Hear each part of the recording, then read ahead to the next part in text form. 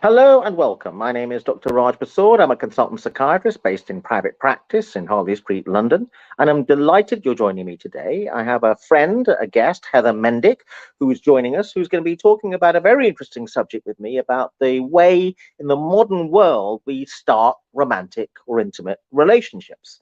I was having lunch with Heather and mounting my usual attack on the idea that modern digital technology, which is the main way that people now use to meet each other in a romantic sense, dating apps, websites, I have argued, and I argued this in a book I wrote called The Psychology of Seduction, and I argued this in a TED talk that I gave, that these new technologies are actually destroying the art of seduction. And there's a sense in which I think they're not a good thing in terms of helping people connect with each other.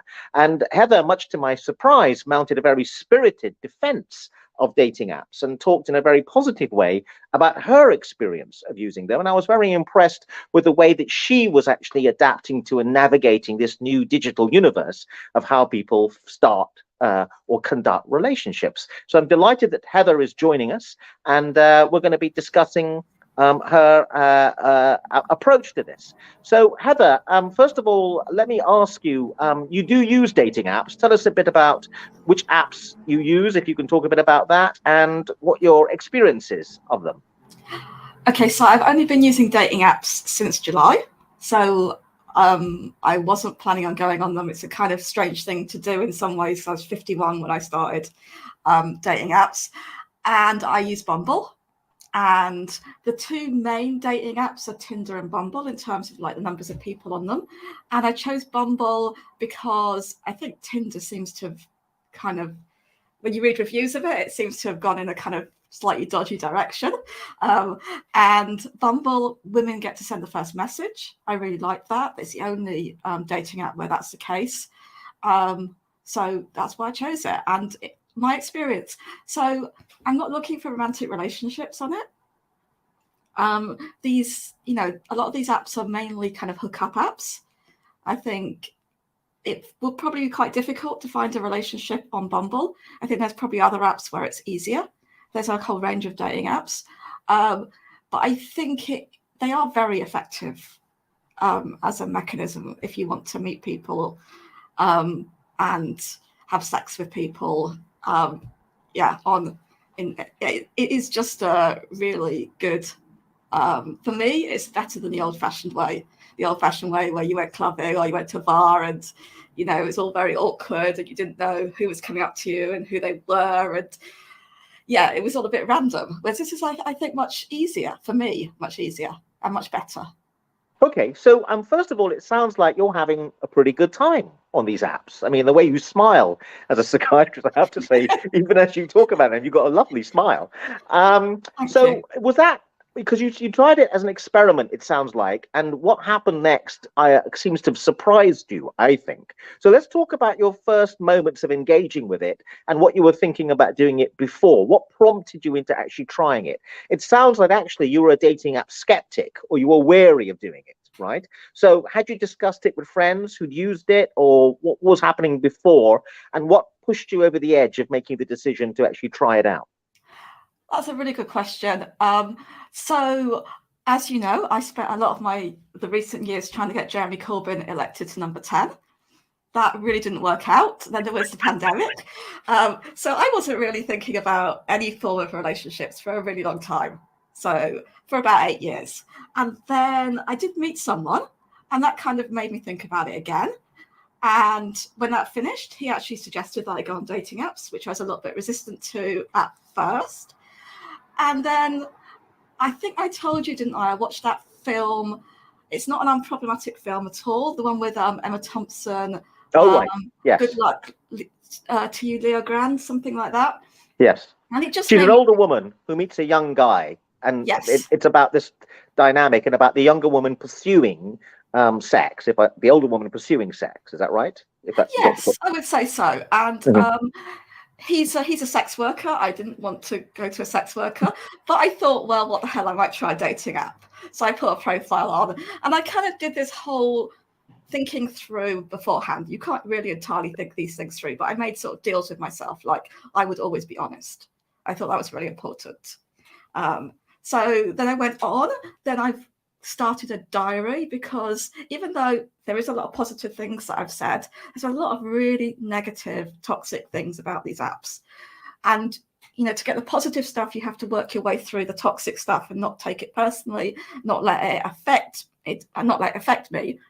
And sometimes it does, obviously, but I found keeping a diary helped me sort of write down this has happened and look at it kind of objectively from the outside and say, okay, let's keep going. Let's not worry about that, and get it into perspective. Okay. Now, you also said something interesting that we had a bit of a interesting conversation about when we were having lunch, when you said it's much better than the old-fashioned way, right? And I was very interested because I'm afraid I've been married for 30 years. The only thing I know is the old-fashioned way.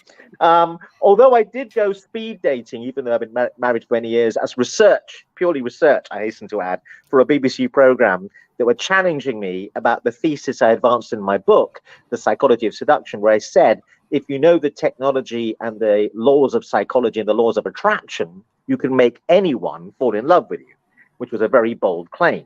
And of course, we're now going to engage in the territory of manipulation, if you're going to go down that route, which is very controversial. I'm sure we're going to have a bit of a chat about that, because it's really interesting. You said, I made some promises to myself. I would always be honest. And obviously, there's a tension between strict honesty, in my opinion, and manipulation. I think it's a really interesting territory in terms of how we engage with each other.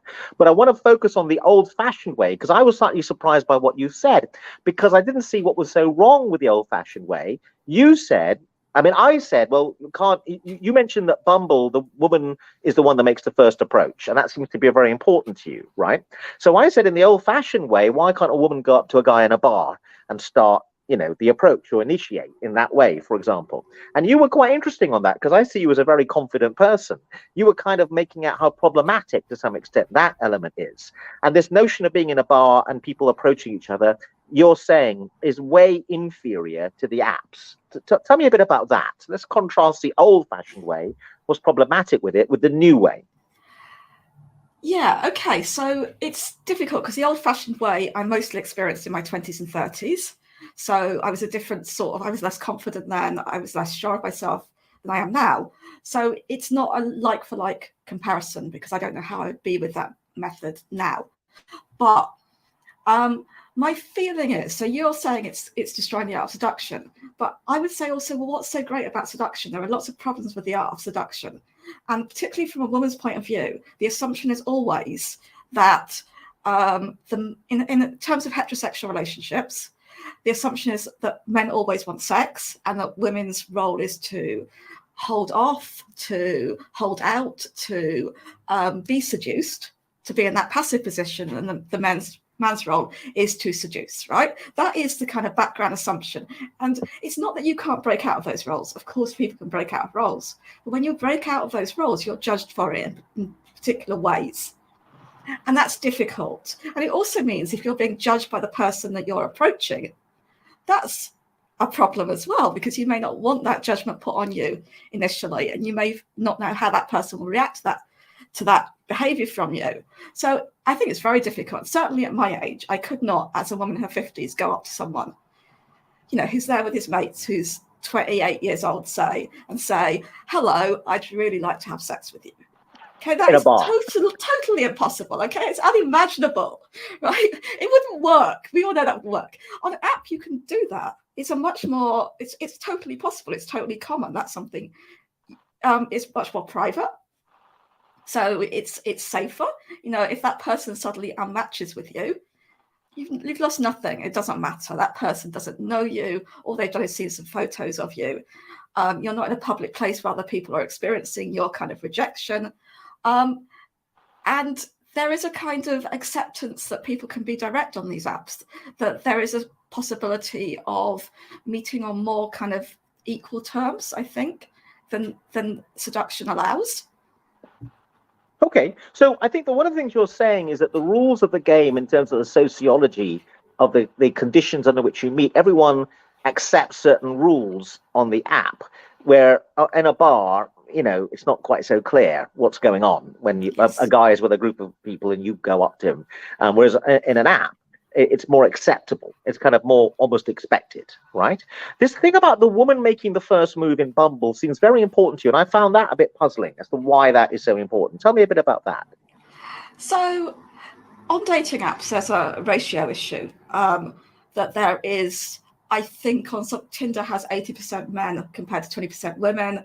I think Bumble's a little bit better. It's around 2/3 men to 1/3 women, but apparently the UK statistics, it's much more dominated by men than the global stats. So it's probably around 80-20 anyway. So what you're going to get, and also men approach these dating apps differently because of the ratio. They're probably going to swipe and message pretty much, most of the people on there, and women aren't, right? So you're going to get deluged. On a practical point of view, you're going to get deluged with messages, and that's not easy to navigate.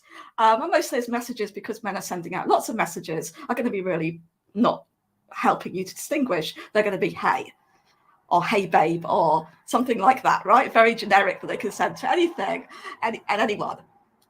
So that is one thing, but also it is, I think, for the reasons that I said, it is good that the app says, like, women make the first approach, you get to make that decision, because there is issues around power in relationships, there's issues around control, there's issues around safety, and I think all of that feels better when I'm making that first move, that it's my decision, and it encourages me to have more control over the interactions. I think maybe that's just me, but I think that's probably a general pattern, that if you have the woman making the first initiating step, then I get to set the tone, I get to feel more in control. I think women generally would feel more in control. That is really important because there's a lot of really toxic behavior, and that is really not nice to deal with. And there's a reason why a lot of women leave these apps, why there isn't as many women on them as men. I'm assuming the toxicity is part of that. Tell me a bit more about what you're referring to when you say toxic behavior. Tell me a bit more about that. So there are people who lie. I mean, there's this thing called travel mode. This is a very simple one. Travel mode means that you can change the location of where you see women, right? So you're supposed to use it, say you're going on holiday somewhere and you want to kind of meet people beforehand and chat to people beforehand. You can say, oh, I'm going to go travel mode to where I'm going on holiday next week, which seems fine. But people use it just to access profiles in different places, and they can travel mode to a different place every day. And they're not honest about that. So there was one guy, I've stopped. I just automatically left swipe on anyone in travel mode now because I don't want to deal with it. But for a while I was experimenting. So I right swiped on a couple of people and I said something like, where are you? Because people use travel mode sometimes, pretend that somewhere they're not. Are you going to be coming to London? And he said, well, no, but my sister studies in the UK, so I might come at some point. So I was like, okay, we'll just keep us matched. And then when you come to London, message me. And he said something along the lines of, well, I wasn't going to stay on Bumble for very long because I've got a girlfriend, I'm cheating on her. Which is like, maybe that's very honest, or whatever it is. But a lot of people won't even tell you. I mean, a lot of people will match, will say they're going to meet with you, will set a date, say a week ahead, will try to get stuff out of you in the intervening period, and will cancel at the last minute. And I can now detect that behavior. I'm like, I never make a decision based on it, but I will put in my diary, I predict this person is going to cancel at the last minute and see if I'm right. Because you can identify the patterns of behavior. And I think sometimes it might be because they got a partner. Sometimes it might be because they're nervous about meeting. I don't know. Sometimes it might be pure manipulative behavior, a desire for getting something out of someone and feeling like you have power. It's not really worth worrying about people's intentions, right? It's just like trying to understand that. And there's a lot of people who, people will ask for photos, and when you say no, they'll try and persuade you to send photos. So it's like, why are you asking me for something that I said no to? And there's just a lot of low-level kind of harassment. Sometimes it kind of goes up a bit. There's a lot of pressure put on in the chat, but mostly it's just very low level, which is not nice. Yeah. Yeah. So one of the things you mentioned there is men's approach is so generic, it's unhelpful, right? And maybe even off-putting, right? So I think that's really interesting for men who might be listening to us to think about. one of the reasons you prefer to make the approach is being deluged with approaches from men, is unhelpful, and their approaches are so generic. What I'm thinking immediately is why they don't realize that. But men seem to be actually really bad. It's kind of what you're saying, if left to make the first approach, which is interesting because historically men were meant to make the first approach. But it seems to be, and I've seen this in action when I was hanging out at a drug company. Well, I was at a doctor's conference, and at a doctor's conference, lots of drug companies turn up and send out drug reps. Yeah. And the doctors are all middle-aged, balding, and in their mid-50s, like me. And the drug reps are no surprise, early 20s, very attractive, very attractive young people of both genders, I hasten to add. Anyway, so I found those people more interesting to hang out with in a totally innocuous way, I hasten to add. And I saw them in action in nightclubs, and I was quite astonished because it's a long time since I've done that. But some of the young guys who are like 21, it was quite astonishing. I mean, they would just machine gun scatter a very quick chat up line, which was, "You're hot." Yes, exactly. And this guy, I had to follow him around because I was just so amazed to see this phenomenon in action. He was like every single girl at the nightclub. We were in Seville, in Spain. I don't want to get into trouble, but anyway, we were in, it was a few years back. We were in a nightclub in Spain, and he just went up to every single girl and said, "You're hot, you're hot, you're hot." I was just astonished because, amongst other things, he got so much rejection. I was reflecting when I was 21, by the third rejection, I would have been suicidal. He just kept going. He was impervious. And we hung out for the whole evening with me and his friends. And I thought, I can't work out what's going on here, because this is, to me, so blindingly obvious, a very unlikely to work maneuver. Anyway, the nightclub emptied at 3 a.m. We're spilling out onto the streets of Seville. It's very crowded and full of young people, a little bit inebriated, but not in a menacing way. Spain is nicer than London in that respect. We're walking back to the hotel, and he's still going at it strong. He's going, "You're hot, you're hot, you're hot," to every girl coming the other way, and I'm just astonished. And lo and behold, about 200 yards from the hotel, just when I thought this is ultimately doomed, 4 quite drunk girls come the other way. He goes, "You're hot," and they stop and they chat to him, and he gets a kiss off one of them. I was just stunned. Basically, it dawned on me, I'm a very naive psychiatrist. For him, it was a numbers game. Yeah. If he throws enough of this at it, he'll come good sooner or later. I thought it was exhausting, personally. But anyway, over to you. What are your thoughts? Obviously, there's a lot of that around. There is a lot of that around. It's hard for me to judge because I haven't been on the apps where men message first, or men can message first. So I just know this from reading, and I can imagine, because of the way in which men you get a lot of likes if you're a woman on these things. So I'm assuming that you'd get a lot of messages based on what people say. So yeah, I think it is a numbers game. And I kind of think that makes sense, because mostly the quality of the conversation initially isn't crucial. Mostly people judge on photos, I think, and it's nice to have something in the profile that isn't just your height, star sign, what you're looking for, whether you smoke, and what you do in the case of a zombie apocalypse, right? Which is a incredibly common question that people choose to answer on Bumble, which tells you nothing about a person at all. But yeah, I think it makes sense. It's a numbers game. So if you can get enough women to look at your profile, then maybe one of them will hit. And I initially started to kind of try and find first lines that were interesting. And then I kind of stopped, because a lot of times the profiles don't give you much to go on. And also, it didn't seem to make any difference. So I'll generally just say, "Hey, so-and-so, how are you doing? How's your day going?" or something like that. And that's it. I think the act of starting the conversation is absolutely fine. If people look at your profile and change their mind and say, "Well, I was just swiping right on everyone, and I've decided that looking at it, this was not someone I want at the moment," then they'll just unmatch straight away. But generally, people will answer, and then you see how it goes from there. Do you think, I know this may be an unfair question, the kind of guy who wants to be on Bumble, I mean, let's face facts, it's probably on other apps as well, right? Yes. But the kind of guy who's on Bumble may be a little bit different, because he's willing to not play that numbers game quite so much, because he can't play the numbers game in that same sense, in quite the same way. They play the numbers game in terms of sending out lots of likes, so you can still play the numbers game. Okay. It's just you don't do the "you're hot" bit. I mean, I said liking someone is saying you're hot, right? That's what that act is Yeah. when you Yeah. swipe Okay. right Yeah. on someone. I think my experience is generally people are on lots of apps if they're male, and I think women generally are on one app because you have more. I mean, women get more action on these apps. They get, and so it makes sense that they would be on fewer apps. I mean, I've never felt a need to join another app, but most of the guys I meet through Bumble are on at least one other app. Yeah.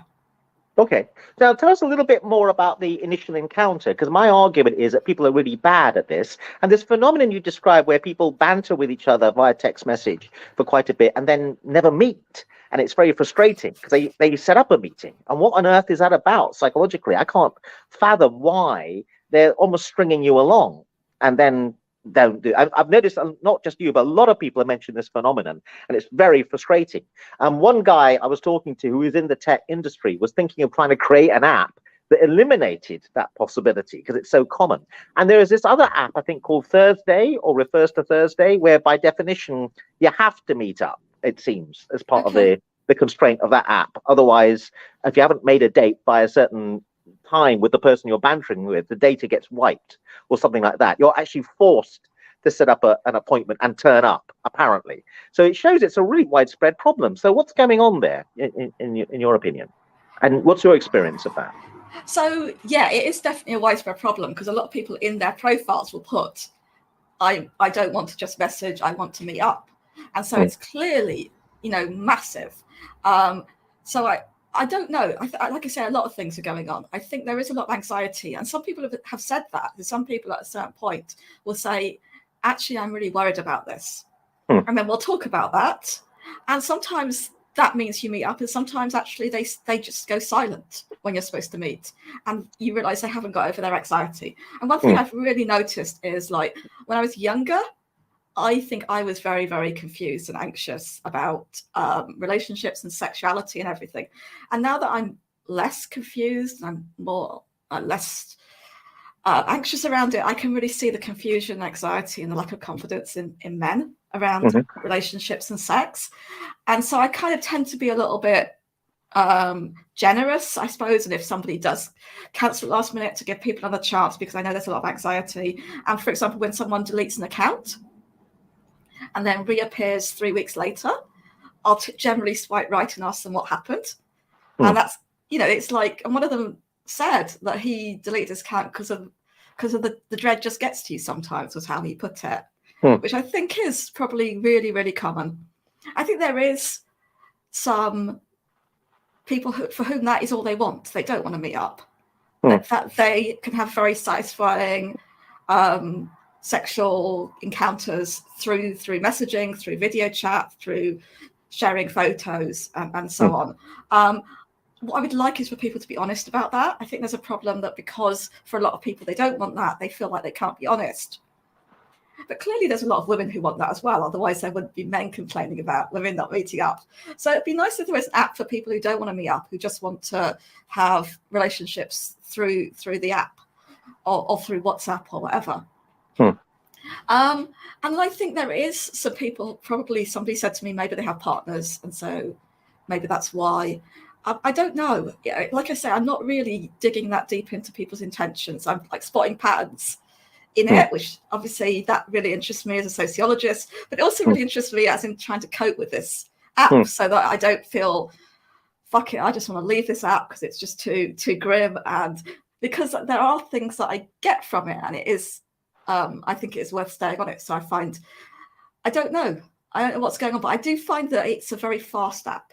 So that's something I had to adjust to, because I wasn't used to this idea that you would be talking to someone and then maybe in a couple of hours later you might be meeting them, and then maybe a couple of hours later they're gone and then you don't see them again. And that's really quick for me, but that's how it works best. It doesn't give anybody a chance to change their mind.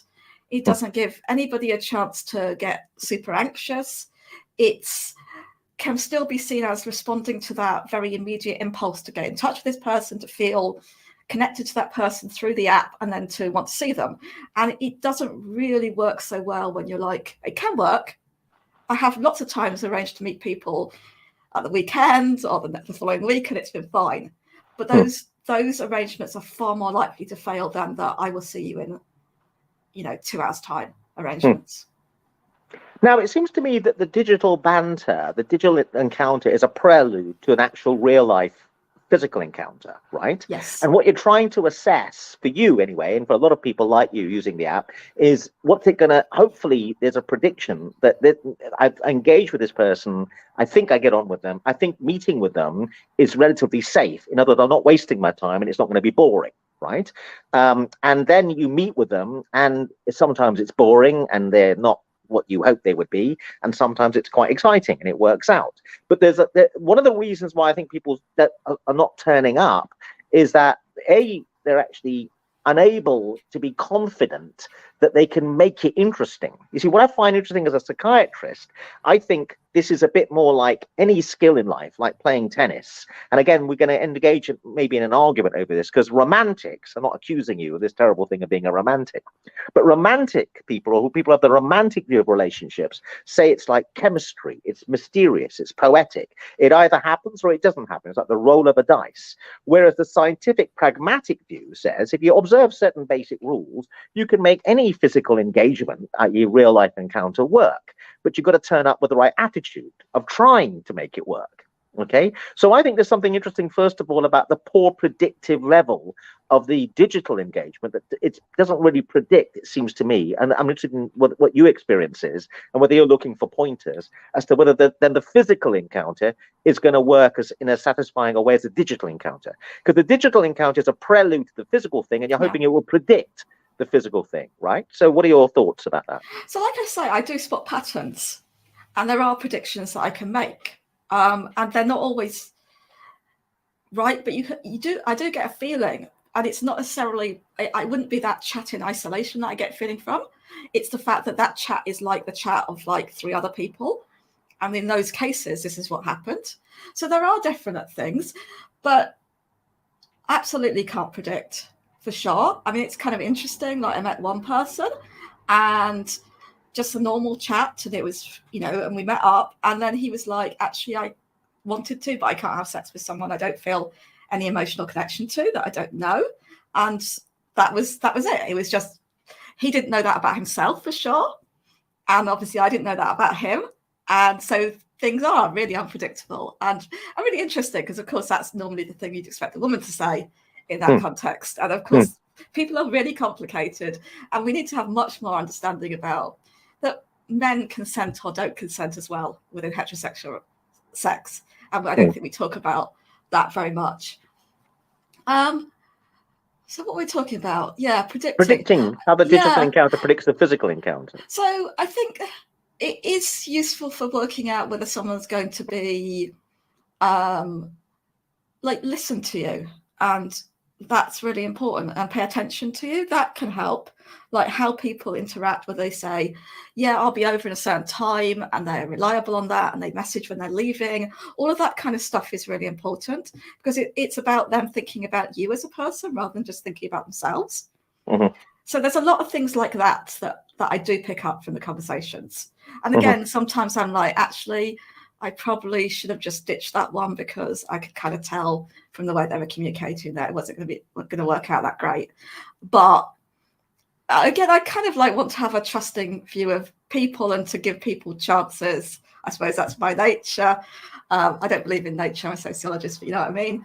And I think sometimes I'm getting a bit better at just saying, no, this is just a weird behavior, so I'm going to just shut it down right now. And weird behaviors can be really tiny things, like just, oh yeah, I completely forgot about that. But this. And that's also to do with other people's, I think younger people have different kinds of lives to me. Generally, not everyone, but generally when you're younger, your life is a bit more chaotic, and you are more used to kind of just on a whim doing stuff than I think I am now, that my life is much more structured. And so part of it, I have to be kind of understanding about that. But part of it is just, you should have just messaged me to say earlier than this kind of thing. So yeah, you can work a lot out, and it isn't really talking about what you're going to do. It's just seeing how people communicate. Yeah. So if we're going to continue and get into more gory territory, and of course you don't have to discuss it if you don't want to, but we talked about the fact there's a sense in which the digital flirtation is an attempt to figure out what's the physical encounter when we meet for coffee going to be like. Now I'm going to go more gory and say the physical encounter with the coffee is an attempt to figure out what's this person going to be like in bed, I think. And so I think also there's a very poor predictive relationship between the two. And I wondered what your thoughts were about that. I think the actual online digital encounter is attempting to predict what someone's going to be like in bed. Mm-hmm. I think it skips that far. But, yeah, I agree. Yeah, and so again, it's like if someone is paying attention to things, if someone's read your bio and asked you questions about that, if someone, all of those kind of things just show that they acknowledge. I think a lot of the problem is that men maybe don't accept that women are human beings independent of them. And like, you want to see that someone's doing that. That's just a very simple thing. I don't mean that generally. I just mean that in this context. And it's just weird sometimes. It is. And so you want to see that someone isn't doing that. You want to see that someone is like seeing you a little bit. Yeah. And that seems like a weird thing to say when you're looking for just casual sex. But it is really, really important. You can't have any kind of positive physical relationship with someone who's not acknowledging you as independent of them, right, and their needs and their desires. Yeah. Now, this is really interesting to a psychiatrist, that what you said, paying attention to. I think this is massive, right? And I think we've got a real problem that people are not paying attention. Even simple things in conversation. When you say something and someone has not been paying attention and they think you've said something that you never said, for example, which happens a lot of the time. It doesn't happen with you, because I noticed that when I was talking with you, you are paying attention and to what I'm saying, and I hope you feel the same way about what you're saying. But you can detect that in particular when people pick up a nuance or a small thing that's going on in the conversation, right? So again, what are your thoughts about what's going on there? I mean, we're both in a way in a similar field because we're both about noticing what people do, and we're both really interested in an academic, intellectual and personal sense. Otherwise we wouldn't do what we do about what people do. So maybe, we're not a great sample, but I have to say I'm really quite alarmed by how little attention people pay to each other in just basic everyday conversation, I think. Yeah, I think I'm less negative than that about it.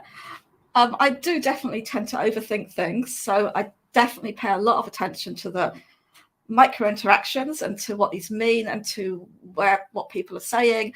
And yeah, that's definitely important. I don't think it's that bad. I mean, a lot of people are on the app and they're focused on what they want, and that's what apps do to us. Maybe that is social change, or maybe that's always been the way. I'm not sure that's that different from having sex was in my 20s.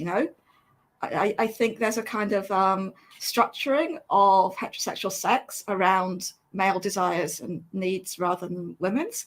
I think that's just something that you have to kind of learn to live with, and learn to change a little bit as well, obviously, and to interrupt and to change the dynamic. But I don't think maybe online has changed it a bit, but I think we can get a little bit too obsessed about online changing things. So there's always kind of generalized anxieties about online changing things, and it certainly has. But there's been various concerns in the past, haven't there, about music and television and all sorts of moral panics about young people. And I think we might be exaggerating the extent to which this is a new phenomenon.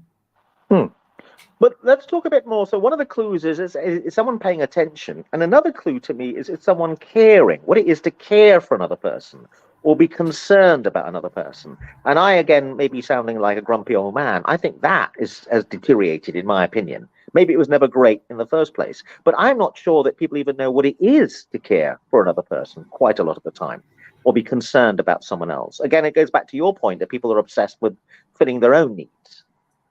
Well, I was making that point in the context of the dating apps and the idea of the hookup, right? I don't think that necessarily applies beyond that. I don't think I would want to generalize from these very kind of, they are quite transactional encounters, even though they can be really nice, and you can really have lovely conversations with people. And I really like that I'm meeting people that I wouldn't normally meet, and all of that stuff. So I've kind of, and sometimes also I really like when I carry on meeting people rather than just like meeting people once. I think it's really nice to kind of connect with someone and that you kind of like talking to them as well. So I think all of that is all good. But they can be transactional. It does encourage transactional interactions, but then so did meeting people in bars, right? And meeting people in clubs. They're very transactional interactions. I wouldn't think you would go to a club, look at people pulling in the club back in the 1990s or whatever, and say, oh, well, it's terrible that people don't care about people anymore. You can't do that, because actually the caring happens somewhere else and in different ways. And it even happens there, but it's harder to recognize. So I would say that about these dating apps as well, I think. Yeah, so I was very troubled at first when people are very discardable on dating apps. So it's like you have a conversation and people could just unmatch in the middle of the conversation. It's like, where did that go? And I felt like that was really weird. And there was this guy, sociologist Zygmunt Bauman, who wrote about liquid everything. So how we have a liquid society, nobody has permanent jobs anymore, nobody has permanent places they live, nobody has permanent relationships. And I thought, this is such liquid stuff. Everyone's just moving on. And I've talked to a friend about it who's also on apps, and he was like, I don't think it affects how people deal with other relationships. And I think I've come to that point of view as well. I don't think it has changed how I relate to other people at all. And maybe I'm being stupid about that, and maybe it has. I don't feel it has. I think different apps and different contexts do different things. People are different at work. People can often be quite nasty to people at work. I don't think they take that necessarily into other places. So people are complicated, and I wouldn't be so cynical about it. Okay, so I think that going back to the male-female dynamic, you must feel free to slap me down if I say something politically incorrect, but I think men in this dynamic feel under test. They feel they're being tested by the woman, or the woman sitting there with a clipboard and judging them, right? Yeah. So men feel they have to perform, going back to the dynamic we're discussing, that traditionally the man seduces and the woman makes the decision about whether she's seduced or not, right? So what would you say? I mean, I know this is a very tough question. I'm putting you on the spot here. Feel free to run screaming from the room.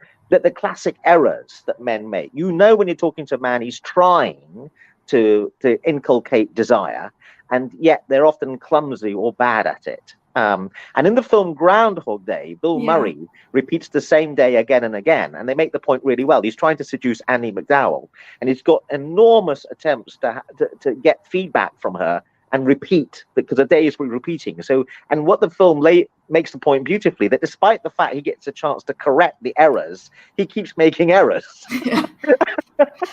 over and over again. Anyway, what are your thoughts about that point? So the judgment thing is interesting. So one of the things which I've thought about a lot is the metaphors that we use for sex. So perform is a really, really bad word to use, because a lot of guys will use it, because perform suggests, first of all, there's an audience, right? And that's not great to be positioned as an audience in the act that you're a participant in, right? And again, it's positioning women as passive and men as active, and also it means it definitely puts a position of judgment. And I think we have to get away from this idea of judgment and more. And I think the judgment comes out of the power inequality. If we can get to a situation where there's less of that power inequality, I think we have less of the judgment. So I'm not saying that men will not feel judged ever, because the social situation we're in puts certain pressures on them. But the thing is to think about the woman in more similar terms to yourself, I would say. Like, don't see the woman you're having sex with as like radically different from you, wanting radically different things than you. Like, most of us like want the same things out of it. We want to have fun, right? So if you pay attention to whether the person you're with is having fun or not, that's the best thing. And fun is much more mutual as a metaphor. It's not about performance. It's not, I mean, like, performance it's just such a weird word to use, right? It's like that it's like one person is somehow professional who's performing for the other person who's just a spectator. And fun is much more mutual. Even hookup I quite like, because hookup is completely mutual. It's not setting up those power relationships. And so I think if you could just think about that, just pay attention to what's happening to the other person you're with, like it would just be much better. And you would, the woman you're with would be happy with what's happening and would give you good reviews if that such things existed, right? It's just about paying attention to the other person and seeing them as a human being who's similar to you, who has the same issues as you, and listening to them and all of that. You said the word perform. In what context are you using? Are you saying men use the word perform in an unhelpful manner? So I can just think of one person who said to me, so a lot of times you will kind of talk about, say, condom use beforehand or something like that. There is some negotiation sometimes.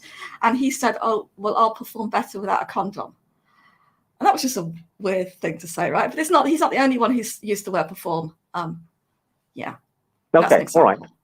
Yeah, okay. Now let's talk about another gory subject, which is talking about sex before having sex. Because I would argue that actually the research evidence, I know I'm being a bit clinical and scientific and romantic, suggests the more you can talk about it, the better it's going to be, rather than plunging in. But in Hollywood movies, that doesn't happen. In Hollywood movies, people meet in a lift, their eyes lock, and they've had amazing sex by the time they reach the 5th floor. You know, there's no the romantic ideal is you're like superhuman, and it just happens, right? And there's the idea of having a conversation about what the other person likes or what the other person wants to do is not in Hollywood movies, and it feels embarrassing and clunky. But what are your thoughts about that? The evidence would be the better you can have a conversation, the better it's likely to be. Yes, I mean, clearly the representation of sex in Hollywood movies is appalling. And really? Yeah, it's damaging, right? It's just like it's not realistic at all, right? It's like,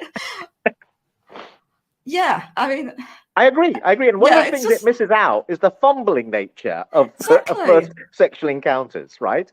And that factor, there's no fumbling. You know, going back to the word performance, there's just like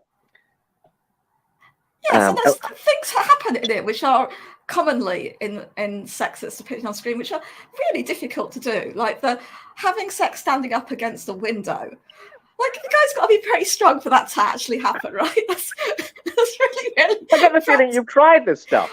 I talked to someone about it because it was like, that is just like a thing you see all the time. Right, so okay. So anyway. Right. So, I mean, so talking about sex it's awkward. And because there is this dynamic on there that people who want to get stuff out of you will often try to get you to talk about sex but not want to meet up. I've just kind of done a general I don't sex before I meet someone rule, and I explain that to people, and that people either accept that or don't, and if they don't accept that, that's fine. But mostly people accept that and understand when I explain. And it's quite good to have these conversations about how difficult the apps can be with people. I think it's helpful that people know that it's, difficult for women as well, because I think they probably see it as difficult for men, and I think the difficulties are different. I think there are different ways of talking about sex and different points at which you do it. So talking about sex can be during sex, right? It doesn't have to be like, let's have a 10-minute chat before we kiss, right? It can be like, okay, now I don't want you to do that, right? Or I do want you to do that, okay? And it can be non-verbal. It can be all sorts of, it's about communication. But certainly I have had, with people that I meet more than once, I definitely have had some conversations about it. And initially I found that quite difficult. I think it is quite difficult to talk about sex. We're not used to it. It's embarrassing. It's cringy. I feel weird about even doing the show because I feel like the trolls on Twitter are going to have a field day if they find it, right? Because there are expectations about what you will and won't say and what kind of person you are for that. But I found it much easier because in the end, like you say, it's better if you talk about it. It's better if you're just open about what you do and don't want. And I found that I was probably better at it than others. So, there's this thing now where people strangle, the strangling thing. That I hadn't realized that had become part of the normal sex, right? So a guy it's called choking, and it's not choking, it's strangling, right? So a guy did that, and I was like, do not do that, right?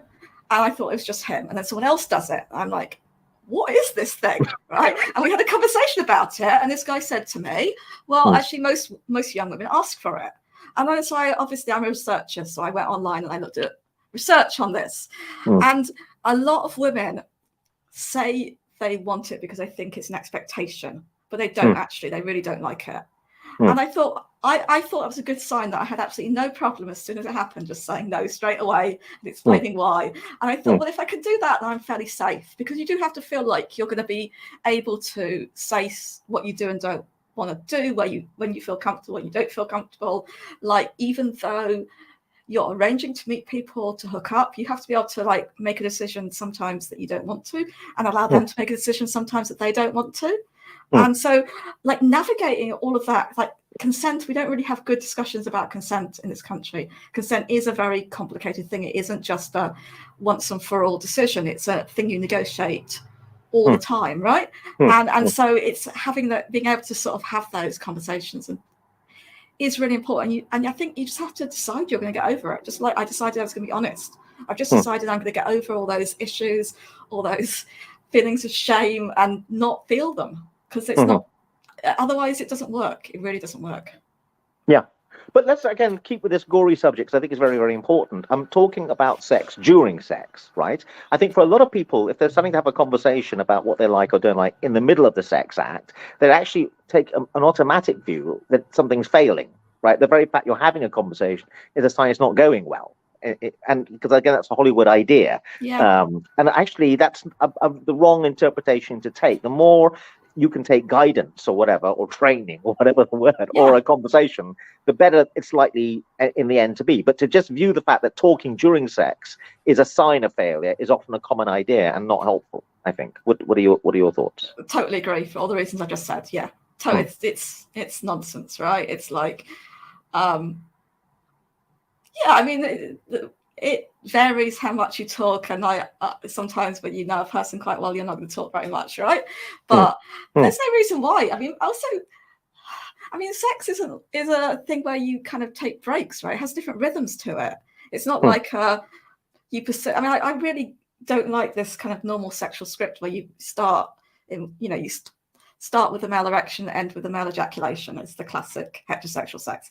That isn't great sex for me. And I suspect for many women, sex is much more kind of, you want something that's much more playful, much more I want something that's much more playful, much more with different rhythms, which might have pauses in it, which might, all that sort of stuff. There's definitely plenty of time to talk and to direct, and there'll be different levels of intensity within it, right? So there's different levels of intensity. There's different points at which you really don't want to talk and you can't talk, and there are points at which it just feels completely normal to be talking and doing different stuff, and if you're having a massage or massaging someone, you can definitely talk, right? There's no reason not to, and why shouldn't you? And why shouldn't you be working out which parts of someone's body are sensitive through that process? And then so for sure. That notion of playfulness, I want to talk a bit more about that. You said that, why can it not be a bit more like this? Could we talk a bit about that? Because I think, again, men are quite anxious about that, going back to this notion of performance and that classic script that you refer to. So part of what you're discussing is helping both parties, particularly men, maybe relax a bit into the thing. What are your thoughts? I think so. I think that a lot of the anxieties that men have about sex is about crudely, it is about performance. It is about getting hard, staying hard, about penetrative sex, and about not coming too quickly, right? These are essentially the things that men get anxious about. And actually, like, I have lots of really good sex that doesn't involve penetrative sex. And I think, like, that would be dismissed as, like, lots of foreplay. That's just ridiculous, right? I don't understand why that is still so dominant in our culture, really. Even though there is a lot of good discussions around sex and things are changing, that does seem to, like, it would be easier for men if they realize that that isn't the best thing. I mean, there's a really good website. Do you know Bish, the Bish website, Justin Hancock's website on sex education? He writes really good stuff around. Actually, most women aren't going to have an orgasm from penetrative sex, right? So just forget that. It doesn't mean you shouldn't do it. Doesn't mean it's not great for lots of the time, but you need to think about it much more broadly. And I think you're right. I think that would be much easier. If you're playing, then there isn't so much of a success failure dynamic as there is with the other indicators that we're talking about and the other ways of performing. So it just becomes much more just like relaxed. And yeah, I hope that's my hope. So again, I'm going to land myself in trouble here, but I agree with everything that you're saying. But I also think there's a sense in which we're losing that art, because that art exists elsewhere. And one of the places it exists is on the dance floor in terms of formal dancing, like Latin American dancing, bachata, salsa. There's a playful male-female dynamic, or I know that's a bit heterosexual, but anyway, with the two people dancing on a dance floor, if they're following the rules and the structure of the dance is playful and it's also erotic, quite a lot of the physical contact.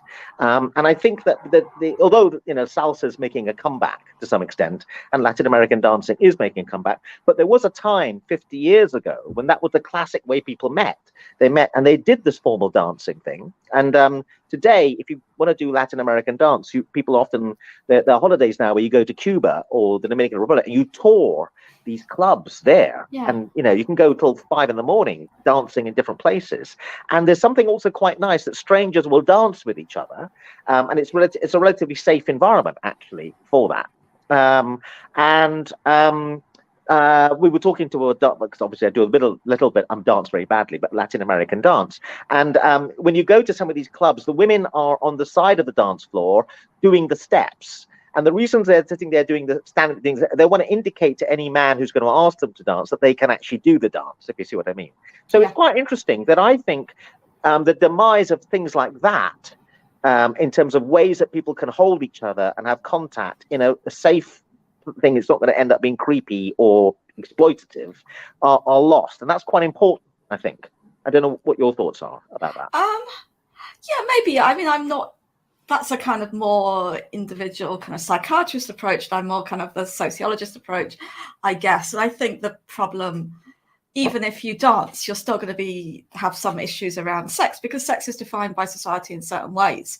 And so what matters is whether you can transfer. People don't just play and mess around through dancing. People play and mess around in all sorts of contexts, right? We're losing that art, is my point. Maybe, but I think people play all sorts of things, right? People play sport with, there's all sorts of forms of play. The question is whether we see sex in that way or not, and how far people see those skills and ways of being, ways of interacting as something you do then. And I think that's the problem for me, but it isn't a total problem. I mean, like I'm being a bit negative now, maybe, but actually, like I say, I've had some really great experiences with people, and there are, Carol Vorderman hit the news, didn't she, this week, was it? For saying she has 6 guys who she has sex with, and that on a semi-regular basis, and that is something you can get, and that's kind of a nice thing that you can. I think so. I'm coming up for menopause. I'm perimenopausal, and that is you still have periods, but your body's changing, and that lasts for years and years, right? And what the narrative about that is, a lot of the time, is it's a very negative time for women. Women get depressed, they have low libido. If you have any interactions with the NHS around this, they define it as a kind of medical condition that needs to be treated. And actually, when I've talked to people about it, people I know, but also looking online, a lot of women have a much higher libido in coming up to menopause. And it's a time when a lot of women get written out of life. And part of the reason why I think women get depressed is because you're kind of told that you don't have the same physical attractiveness, the same significance, the same relationship to femininity, to being a woman in your 50s or even in your 40s when you're perimenopausal. And I think what this app can do is it can give you that back and say society isn't like you're told it is. Actually, you're very desirable in your 50s. And I think every woman is desirable in their 50s. There are men who are looking for women in their 50s, right? Deliberately, for lots of reasons. And some of it is to do with, actually, I don't want to feel judged. And I think I'll feel less judged if I'm with someone who's older, because their experience means that they'll have a different attitude. And so, where was I? Yeah, so I think I'm being a bit negative, and I should be saying that it is really a positive thing that it gives women who are older a chance to have fun in a way that would have been much harder without the internet, much harder without the internet. Yeah. Well, we're running out of time a little bit, Heather. It's been fascinating talking to you. But one of the things I find very impressive about you is about this idea, let's make this thing work, this very positive attitude you have. And the thing you admit to, which is not acceptable in Britain, about having fun and making something work, and that it can work, that life can work, particularly in this problematic area. But in the short time we've got left, another very interesting thing you mentioned to me that I was slightly surprised by is how problematic it is for so many people to find a place to meet at. In terms of, most people don't have a place. They're sharing a flat. It's awkward for people just to turn up. I found that quite interesting, because we seem to come in a big loop. Back in the 1950s, people had sex in the back of their parents' car because there was a lack of spaces. The back seat of the car became a very erotic place. The back seat of the cinema, it highlighted the notion there was nowhere else to go, right? And that in a way added to the illicit nature of it, and actually made it maybe, I don't know, quite exciting, but certainly difficult at some level. In a way, we've come full circle back to that. You were saying actually there's a real problem about where to do it, in the sense that people have accommodation problems. And could you say something about that? Yeah, so I don't know if this is just a London thing. There is a housing crisis in London. So the most common question I get asked is, what are you looking for? That's the big bumble question.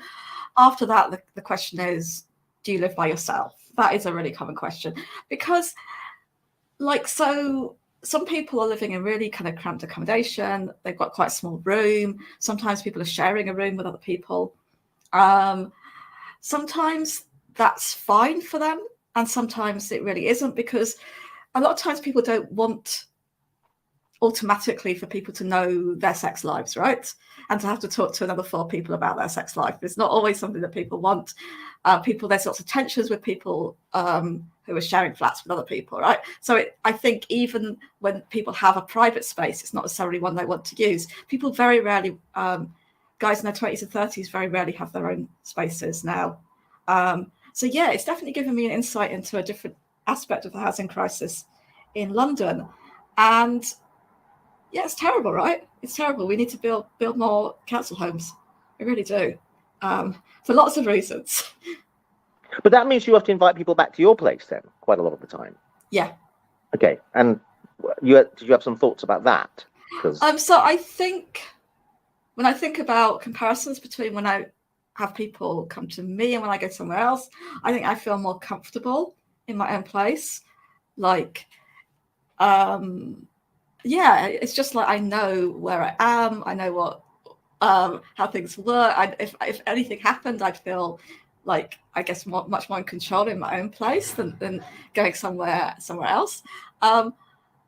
Yeah, I think for me it's easy. I imagine that some people wouldn't feel comfortable just inviting people around to their house.